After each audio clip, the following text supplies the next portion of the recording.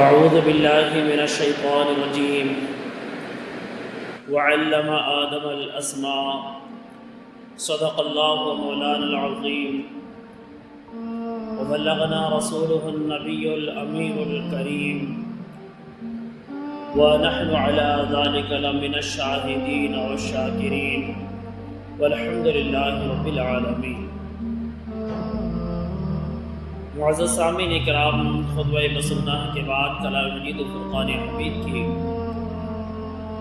جس آیہ مقدسہ کو میں نے تلاوت کرنے کا شرف حاصل کیا ہے، اس آیہ مبارکہ کی روشنی میں کچھ باتیں گوشہ گزار کرنے سے قبل میں اور آپ حضور سرور کائنات جناب احمد مجتبیٰ محمد مصطفیٰ صلی اللہ تعالی علیہ وسلم کی بارگاہ بے کس گناہ میں ایک مرتبہ درود پاک کا نذرانہ عقیدت پیش کرے پڑھی اللہم صلی علی سیدنا و مولانا محمد معدن الجود والکرم وعلی آلہ واصحابہ وبارک وسلم صلاۃ و سلام علیک یا رسول اللہ صلی اللہ تعالی علیہ وسلم۔ اللہ تبارک و تعالی کا بڑا فضل و کرم اور احسان ہے کہ رب تبارک و تعالی نے جمعہ کی سعادتیں برکتیں ہم کو عطا فرمائی، اور اللہ تبارک و تعالی نے ہمیں اور آپ کو ایمان کی دولت سے سرفراز فرمایا۔ اس کا بہت بڑا احسان، اس کا بہت بڑا کرم ہے۔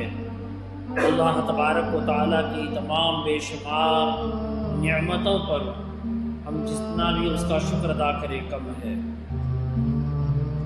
اللہ تبارک و تعالی نے قرآن پاک میں ارشاد فرمایا قل هل يستوي الذين يعلمون والذين لا يعلمون، یعنی اللہ تبارک و تعالی نے قرآن پاک میں یہ ارشاد فرمایا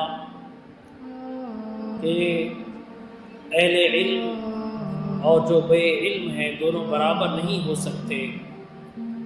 جو علم کو نہیں جانتے ہیں، معلوم نہیں ہے، تو اہل علم سے معلوم کرو۔ اللہ تبارک و تعالی نے ہمیں اور آپ کو اس دنیا میں بہت ساری نعمتیں عطا فرمائی ہیں، مگر ان نعمتوں کو صحیح طریقے سے سمجھنے اور ان نعمتوں کا فائدہ اٹھانے کے لیے انسان کو علم کی ضرورت پڑتی ہے۔ لہذا انسان کو علم حاصل کرنا چاہیے، اور دنیا کے تمام مذاہب میں سب سے بڑھ کر کے علم پر جتنا زور مسلمانوں کو، اہل ایمان کو، اسلام کے ماننے والوں کو دیا گیا، شاید ہی کسی قوم کو اس قدر علم کی طرف راغب کرنے کے لیے کہا گیا ہو۔ قرآن پاک جہاں ایک طرف ہمیں اور آپ کو اہل علم کی فضیلت بتاتا ہے، اہل علم کا ادب و احترام کرنا بتاتا ہے، علم حاصل کرنے کے لیے جستجو کرنے کو بتاتا ہے، اور علم حاصل کرنے کے لیے انسان کو جو کچھ تکلیفیں، مشقتیں، پریشانیاں آئیں یا اٹھانی پڑیں ان تمام کو اٹھانے کے لیے بھی کہتا ہے۔ اور آقا دو جہاں پیارے نبی حضرت محمد مصطفیٰ صلی اللہ تعالی علیہ وسلم نے ہمیں حدیث پاک کی روشنی میں بات بتائی طلب العلم فریضۃ علی کل مسلم و مسلمۃ۔ کتنی پیاری حدیث ہے، اور ہم اور آپ چاہے جتنے مذاہب کا مطالعہ کر لیں، یہ بات ہمیں اور آپ کو نہیں ملے گی۔ ہم اور آپ بہت ساری چیزوں کو جانتے ہیں جو فرض ہے۔ مثال کے طور پر ہم سے کوئی پوچھے کہ نماز اسلام کے اندر کیا ہے، تو ہم اور آپ کہتے ہیں کہ نماز فرض ہے۔ کوئی پوچھے کہ روزہ کیا ہے، تو ہم اور آپ کہتے ہیں کہ روزہ فرض ہے۔ ہمیں کوئی پوچھے زکوٰۃ کیا ہے، تو ہم اور آپ کہتے ہیں جو مالک نصاب ہے اس پر زکوٰۃ فرض ہے۔ ہمیں کوئی پوچھے کہ حج کیا ہے، تو ہم اور آپ کہتے ہیں جس کے پاس مال و دولت ہے، جو حج پر جا سکتا ہے، اس کے اخراجات کو اٹھا سکتا ہے، وہاں کے ارکان کو ادا کر سکتا ہے، تو اس پر حج فرض ہو جاتا ہے۔ مگر شاید ہی ہم اور آپ اس بات کو فراموش کر گئے، یا پھر ہم اور آپ اس بات کو اتنی اہمیت نہیں دے رہے ہیں جتنی اہمیت دینی چاہیے تھی، جو ہمارے آقا حضرت محمد مصطفیٰ صلی اللہ علیہ وسلم نے دی ہے۔ حضور نے فرمایا طلب العلم فریضۃ علی کل مسلم و مسلمۃ، علم کا حاصل کرنا ہر مسلمان مرد و عورت پر فرض ہے۔ ہم اور آپ جانتے ہیں کہ نماز فرض ہے، روزہ فرض ہے، زکوٰۃ فرض ہے، حج فرض ہے، مگر ہم اپنے آپ کے لیے، غیروں کے لیے چھوڑ دیں، دوسرے کے لیے چھوڑ دیں، اپنے آپ کے لیے ہم اور آپ یہ نہیں سمجھتے کہ علم کا حاصل کرنا فرض ہے۔ ظاہری طور پر بہت ساری باتیں ہیں، ان کو ایک طرف رکھ کر کے جو ظاہری بات ہے، اس ظاہری بات پر ہم اور آپ غور کر کے دیکھیں۔ ایک قرآن کی تلاوت کرنا ہے، اس قرآن کی تلاوت کو ہم اور آپ کتنا ضروری سمجھتے ہیں۔ قرآن کی تلاوت کرنے کے لیے علم حاصل کرنا ضروری ہے۔ یہ تو علم کی ایک شروعات ہے جو قرآن کو پڑھا جاتا ہے، سارا کا سارا علم نہیں ہے۔ قرآن کو پڑھنا، اس کی فضیلت اپنی جگہ ہے۔ کوئی انسان قرآن کو سیکھ رہا ہے، قرآن کو پڑھ رہا ہے، تو حدیث پاک میں اس کے لیے بھی میرے آقا حضرت محمد مصطفیٰ صلی اللہ علیہ وسلم نے یہ ارشاد فرمایا۔ دیکھیے مذہب اسلام کے اندر تعلیم کے لیے کس قدر اہمیت دی گئی، علم حاصل کرنے کے لیے اس کے لیے کیا کیا فضیلتیں رکھی گئی، تاکہ انسان کے اندر علم حاصل کرنے کا شوق پیدا ہو، ذوق پیدا ہو، وہ علم کی طرف راغب رہے، علم حاصل کرنے والا بنے، علم حاصل کرتا رہے۔ اسی لیے اتنی پیاری اور اتنی بڑی بات کہی گئی۔ حضور نے فرمایا خیرکم من تعلم القرآن وعلمہ۔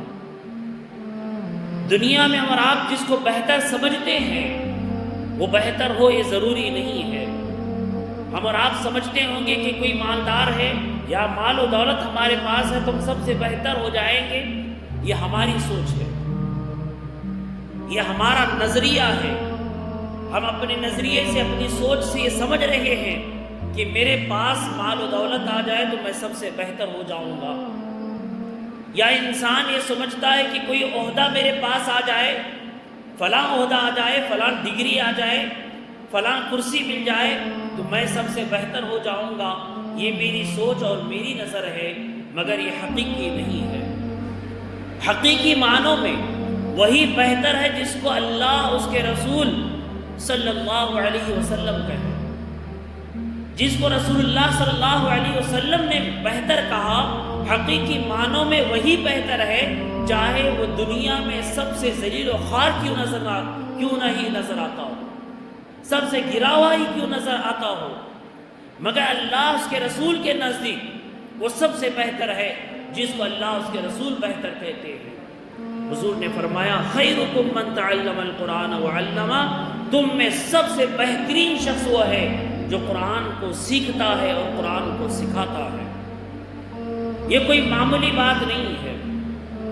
آج ہم اور آپ اس کو بہت معمولی تصور کرتے ہیں، معمولی سمجھتے ہیں، کیونکہ ہمارا نظریہ، ہماری سوچ بہت تنگ ہو چکی ہے۔ اسی تنگ نظری کی وجہ سے ہم اور آپ علم کی اہمیت کو کھوتے چلے جا رہے ہیں، علم کی اہمیت کو سمجھ نہیں رہے ہیں۔ اپنے نسلوں کے اندر، اپنے آنے والی پیڑھی کے اندر ہم اور آپ علم کا شوق اور ذوق بڑھانے کے بجائے گھٹاتے ہوئے نظر آ رہے ہیں، خصوصاً علم دین کے تعلق سے۔ جبکہ فضیلت اللہ اس کے رسول کے نزدیک علم دین کے ذریعے سے ہے۔ اللہ اس کے رسول کے نزدیک بہترین شخص قرآن کو سیکھنے والا، قرآن کو سکھانے والا ہے۔ یہ تو ایک بنیادی اور شروعاتی راستہ ہے جس کو سب سے بہترین کہا گیا۔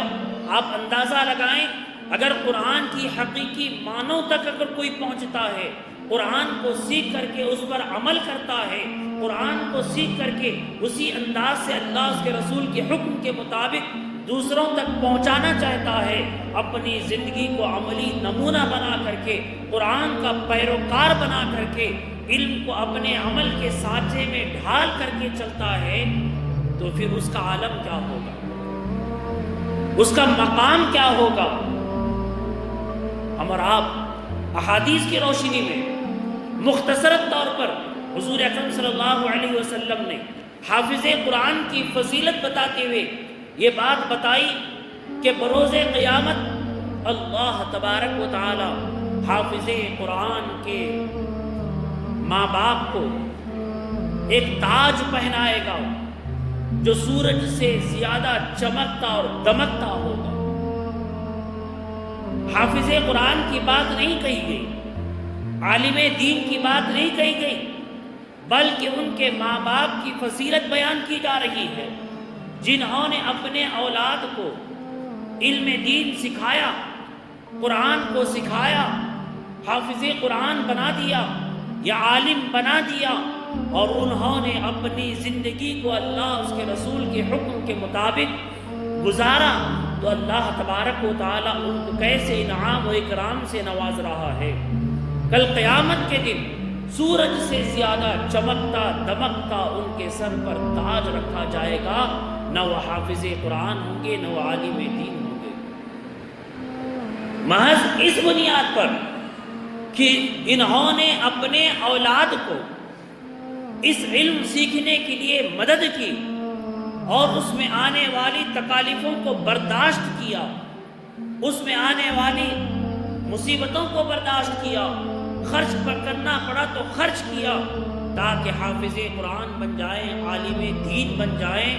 اللہ تبارک و تعالیٰ بروز قیامت ان کے سر پر تاج رکھے گا، اور میدان محشر میں جمی ہوئی محفل یہ سمجھتی رہے گی کہ یہ کوئی بہت بڑے نیک اور پارسا بندے ہوں گے، اللہ کے بہت مقرب بندے ہوں گے، یا کوئی نبیوں کے زمرے میں شمار کرتا ہوا نظر آئے گا، مگر اعلان ہوگا کہ یہ وہ لوگ ہیں نہ نبیوں کے زمرے میں آتے ہیں، بس یہ وہ لوگ ہیں انہوں نے اپنی اولاد کو اللہ اس کے رسول کی راہ پر ڈال دیا، حافظ قرآن بنا دیا، عالم دین بنا دیا۔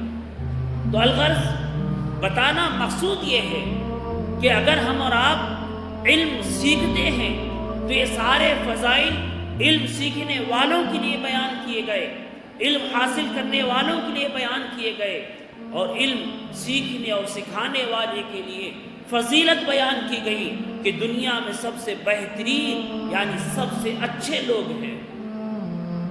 کیوں؟ آخر کار کیوں اس قدر فضیلتیں بیان کی گئی؟ میرے آقا حضرت محمد مصطفیٰ صلی اللہ علیہ وسلم نے ارشاد فرمایا، اگر کوئی شخص علم دین حاصل کرنے کے لیے اپنے گھر سے نکلتا ہے تو اللہ تبارک و تعالیٰ کے فرشتے اس کے پیروں کے تلے اپنے پر بچھاتے ہیں۔ یا حدیث پاک میں کہا گیا، میں اس کا خلاصہ آپ کے سامنے رکھ رہا ہوں، یہ بات آپ کو پتہ ہوگی، مگر کبھی آپ اور ہم نے غور کیا کہ آخر یہ باتیں جو بتائی گئی کیوں بتائی گئی ہیں، کس لیے بتائی گئی ہیں؟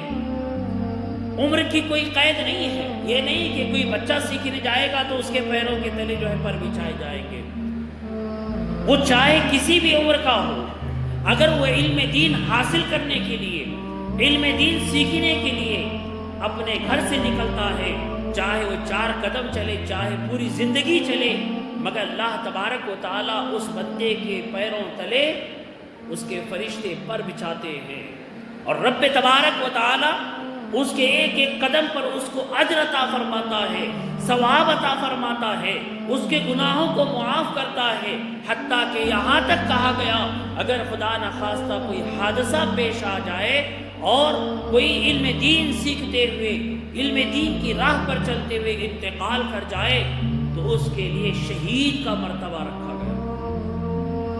یہ فضائل ہمیں اور آپ کو صرف سننے کے لیے نہیں ہے بلکہ سمجھنے کے لیے ہے۔ جو علم سیکھنے کے لیے جاتا ہے اس کے لیے کیا کیا فضائل ہیں، جو سیکھتا ہے اس کے لیے کیا کیا فضائل ہیں، اور سیکھنے کے بعد اگر کوئی سکھاتا ہے تو اس کے لیے کیا کیا فضائل ہیں، کیوں یہ سب کچھ فضائل بیان کیے گئے۔ علم کا شوق اور ذوق پیدا کرنے کے لیے، ہمیں اور آپ کو علم کی طرف راغب کرنے کے لیے، ہمیں اور آپ کو علم سیکھنے کے لیے آقا دو جہاں حضرت محمد مصطفیٰ صلی اللہ علیہ وسلم نے ہمیں اور آپ کو ان تمام فضیلتوں کو ہمارے سامنے رکھا۔ اور علم کیا ہے، ہم اور آپ اندازہ لگائیں علم کیا ہے۔ آج سے 1400 سال پہلے، جس وقت نہ جانے کے لیے کوئی ہوائی جہاز تھا، نہ کوئی ٹرینیں تھی، نہ کوئی بس تھی، اس وقت انسان جانوروں پر سواری کرتا ہے، کئی مہینے کئی سال گزر جاتے ہیں ایک جگہ سے دوسری جگہ پر پہنچنے کے لیے۔ ہم اور آپ ہندوستان کی سرزمین پر ہیں۔ آج کوئی حاجی حج کرنے کے لیے، عمرہ کرنے کے لیے جاتا ہے تو وہ جب ہوائی جہاز میں بیٹھتا ہے تو 5 سے 6 گھنٹے میں یہاں سے مکہ چلا جاتا ہے۔ ہمارے بغل میں ایک ملک ہے جس کا نام چین ہے۔ ہم اور آپ آج بھی اس کو بہت ڈیولپمنٹ ملک سمجھتے ہیں، اور حقیقی طور پر ہے بھی۔ ہم سے، ہندوستان سے کئی گنا آگے وہ ڈیولپ ہوا ہے اور ہوتا جا رہا ہے۔ اس نے بہت ساری چیزوں میں ترقی کی ہے۔ آج سے 1400 سال پہلے میرے آقا حضرت محمد مصطفیٰ صلی اللہ علیہ وسلم نے ارشاد فرمایا، اطلب العلم ولو کان بالسین۔ 1400 سال پہلے کی بات ہے۔ میرے آقا ہمارے پیارے نبی فرماتے ہیں، اگر تمہیں علم حاصل کرنے کے لیے چین بھی جانا پڑے تو جا کر کے سیکھ کر کے آؤ۔ اور یہ بات اپنے ذہن میں رکھتے ہوئے چلے، میں بارہا یہ بات کہتے رہتا ہوں، ہم نے علم دین اور دنیا کو الگ سمجھ کر کے رکھا ہوا ہے۔ عبادت کے لیے انسان کو علم دین سیکھنا ضروری ہے، مگر اسلام نے کہیں بھی یہ نہیں کہا کہ آپ دنیاوی علم نہ سیکھیں، بلکہ میں تو یوں کہتا ہوں کہ میرے آقا حضرت محمد مصطفیٰ صلی اللہ علیہ وسلم نے ہمیں اور آپ کو دنیاوی اعتبار سے اور دینی اعتبار سے ساتھ ساتھ چلنے کا حکم دیا ہے، مگر جو انسان حقیقی طور پر دین پر چلتے ہوئے دنیا کو حاصل کرتا ہے تو حقیقی معنوں میں کامیاب ہوتا ہے۔ اگر کوئی انسان صرف اور صرف دنیاوی تعلیم حاصل کر کے کامیاب ہوتا ہے تو حقیقی اعتبار سے کامیاب نہیں ہوتا ہے۔ اس کو سمجھانے کے لیے وقت لگے گا، مگر مختصر میں آپ کو بتا رہا ہوں۔ مثال کے طور پر کوئی ایک مسلمان ایک بڑے عہدے پر بیٹھا ہوا ہے اور اس کو صرف اور صرف دنیاوی نالج ہے، تو وہاں رشوت بھی کھائے گا، جس طریقے سے جیسے بھی مال آئے گا سارا کا سارا سمیٹتا رہے گا، اور غلط نہ غلط جو کچھ جیسے بھی راستے اس کو نظر آئیں گے ہر راستے پر چلنے کی کوشش کرے گا۔ مگر جس کے اندر دین ہے، جس کے اندر اسلام ہے، جس کے اندر قرآن ہے اور ان تمام چیزوں کا احساس ہے، یہ سب سے اہم بات ہے، احساس ہونا چاہیے۔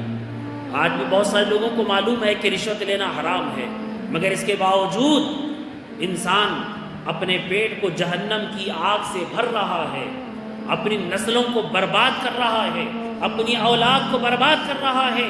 ہزاروں لاکھوں روپے تنخواہ لینے کے باوجود وہ اس کو رشوت کی آس لگی ہوئی ہے، اس کے خون کے اندر رشوت کے جو ہے آثار چڑھ چکے ہیں، اور اس کا دل سیاہ ہو چکا ہے، اس کا دل مردہ ہو چکا ہے، اور وہ حرام و حلال کی تمیز نہیں کر پاتا ہے۔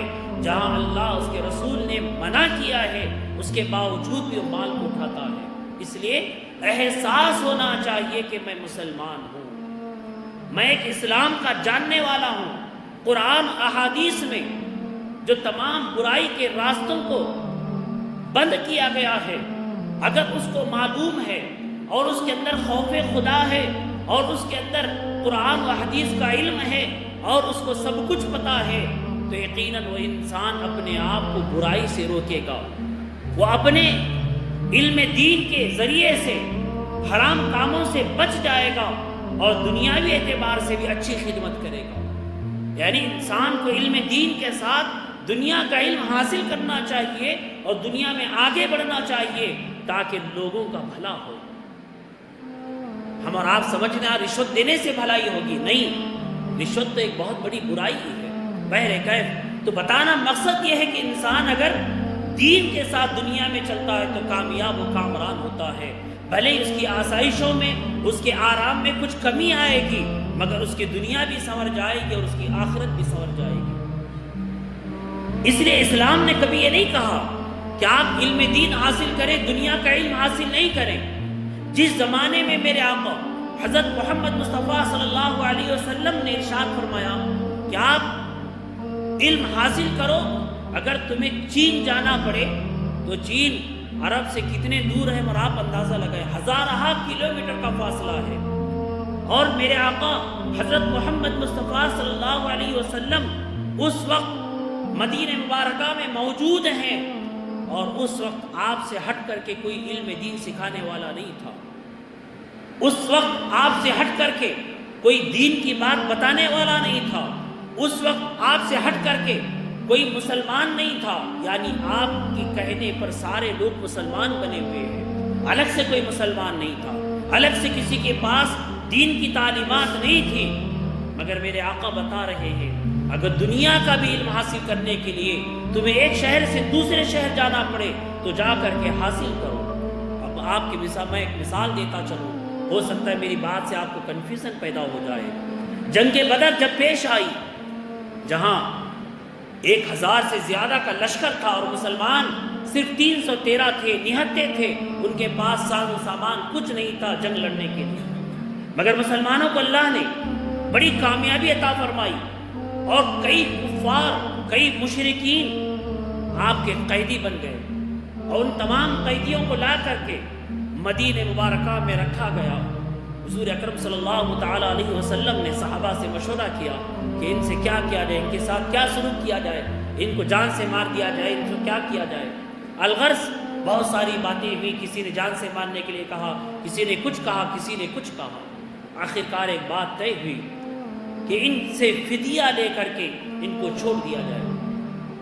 لہذا جو اس میں سے مالدار لوگ تھے، جو قیدی بن کر کے آئے تھے، کچھ لوگوں نے مال دیا، اپنے آپ کو آزاد کیا، کچھ لوگوں کے رشتہ داروں نے مال دیا، ان کو آزاد کیا، مگر کچھ ایسے تھے نہ جن کے پاس پیسہ تھا، نہ ان کے رشتہ دار امیر تھے، نہ کسی، کچھ ایسے بھی تھے جن کے کوئی اچھے خاصے رشتہ دار بھی نہیں تھے۔ جو لوگ بچ گئے، اللہ اکبر، تاریخ ہمیں اور آپ کو پڑھنا چاہیے اور سمجھنا چاہیے کہ آخرکار ہمارے آقا حضرت محمد مصطفیٰ صلی اللہ علیہ وسلم نے ہمیں اور آپ کو کہاں کہاں کیسے کیسے درس دیا ہے، کیسے سبق دیا ہوا ہے۔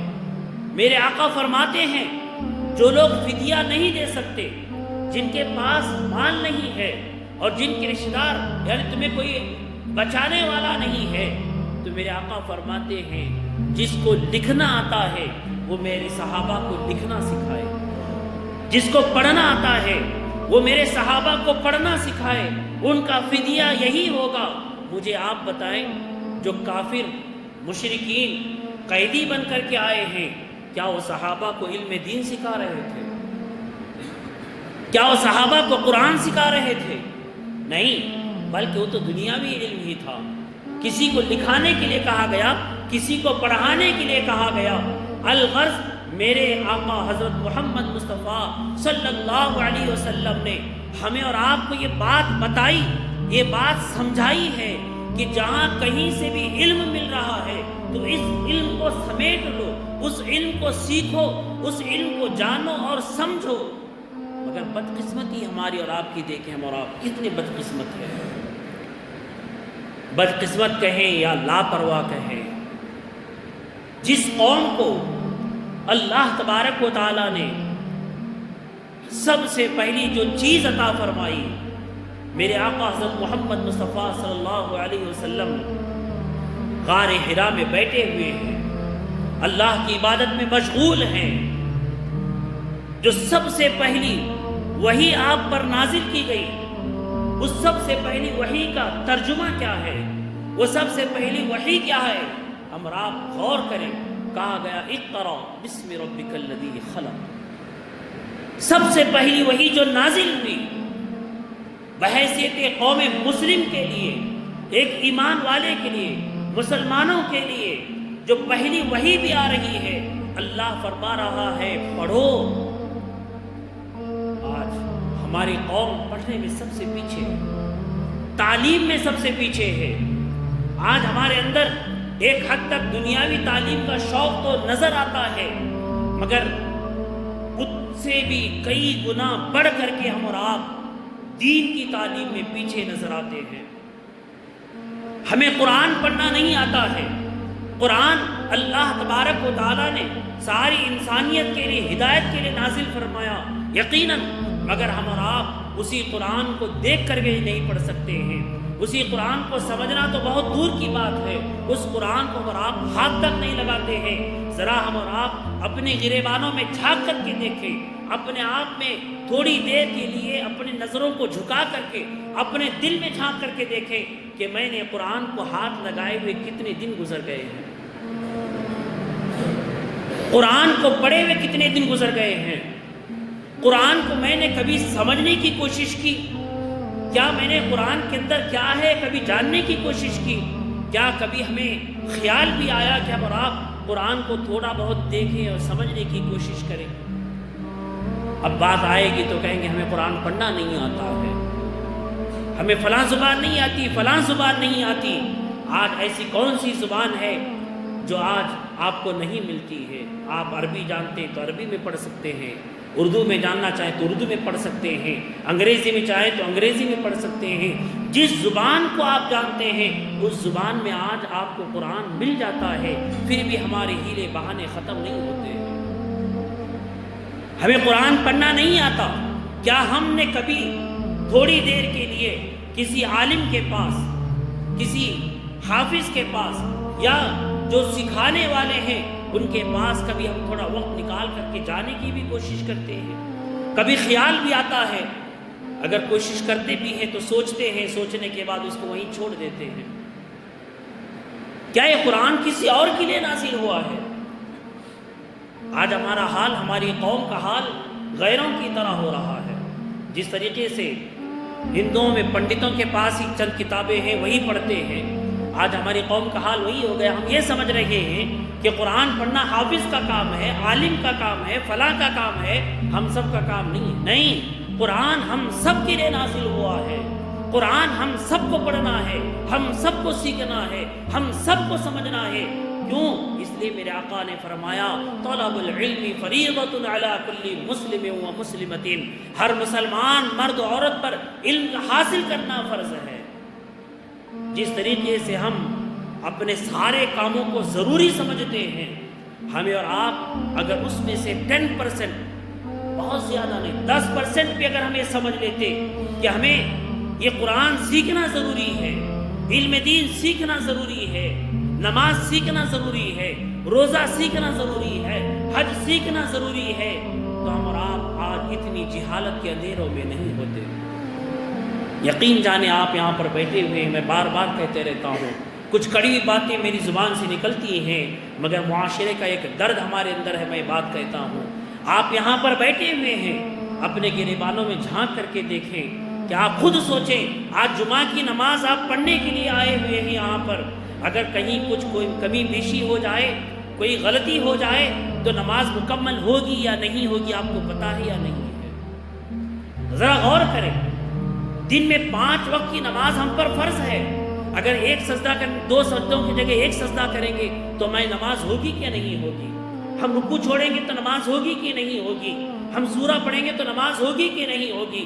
تشہد پڑھیں گے تو نماز ہوگی کہ نہیں ہوگی؟ اب تو بہت سارے لوگ کنفیوز میں آ گئے ہوں گے، آج امام صاحب نے کیا بول دیا کر، ظاہر سی بات ہے، کیونکہ ہمیں پتہ نہیں کہ نماز کے اندر فرائض کیا ہیں، واجبات کیا ہیں، سنتیں کیا ہیں۔ امام صاحب پڑھاتے ہیں، ہم پیچھے پڑھ کر کے چلے جاتے ہیں، کبھی ہمیں سیکھنے کی ضرورت ہی نہیں پڑتی ہے۔ اکثر و بیشتر ہم ایک بات سنتے رہتے ہیں، جہاں کہیں امام نہیں ہوتا ہے، کچھ لوگ داڑھی والوں کو دیکھ کر کے جیسے ہی آگے کرتے ہیں تو لوگ گھبرا جاتے ہیں داڑھی چھوڑنے کے لیے بھی، یہ امام صاحب نہیں ہے، کہیں مجھے آگے کریں گے تو میں کیا کروں گا۔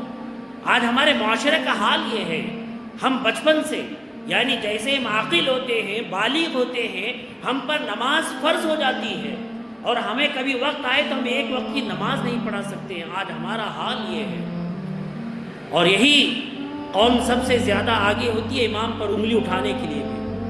نماز پڑھنے آتا نہیں ہے، امام صاحب ایک وقت نماز میں نہ رہے تو امام صاحب کے پیچھے پڑ جاتے ہیں۔ کیا نماز صرف امام صاحب کے لیے فرض ہے، آپ کے لیے نہیں ہے؟ بہر کیف بات آ گئی تو میں آپ کو بتا دیا۔ آج ہمیں اور آپ کو یہ بات سمجھنے کی ضرورت ہے، ہمیں اور آپ کو علم کی طرف آنے کی ضرورت ہے، علم حاصل کرنے کی ضرورت ہے۔ اور ایک ہی بات میں ہمارے اکابرین نے کہہ دیا کہ ماں کی گود سے لے کر کے قبر کی گود تک علم حاصل کرتے رہو۔ علم ایک سمندر ہے، یہ کبھی ختم نہیں ہو سکتا۔ اللہ تبارک و تعالی مجھے اور آپ کو صحیح معنوں میں علم دین حاصل کرنے کی توفیق عطا فرمائے، دین اور دنیا کے ساتھ کامیابی کامرانی عطا فرمائے۔ کہیں کچھ کمی بیشی غلطی خطا ہے تو